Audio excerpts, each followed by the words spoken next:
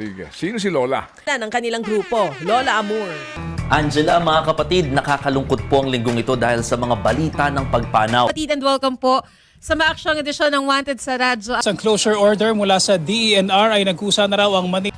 Facebook friends, President Duterte has vetoed the security of tenure bill. Pagpapaliwanagin ng Agriculture Department ang mga bigasang hindi susunod sa itinakdang 43 pesos maximum SRP. At yan ang mga balitang aming tinutukan ngayong araw. Mga balitang magpapayabong sa ating kaalaman at pagka-Pilipino. Patayang isang 14 anyos na binatilyo na umano'y nagnanakaw sa loob ng isang eskwelahan.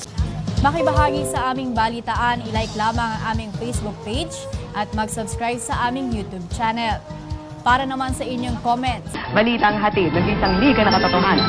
Kasama-sama nating pagiging kasaksi. Balitang hatid na nag-iisang liga ng katotohanan. Kasama-sama nating pagiging Saksi. Balitang hatid na nag-iisang liga ng katotohanan. Kasama-sama nating pagiging saksi.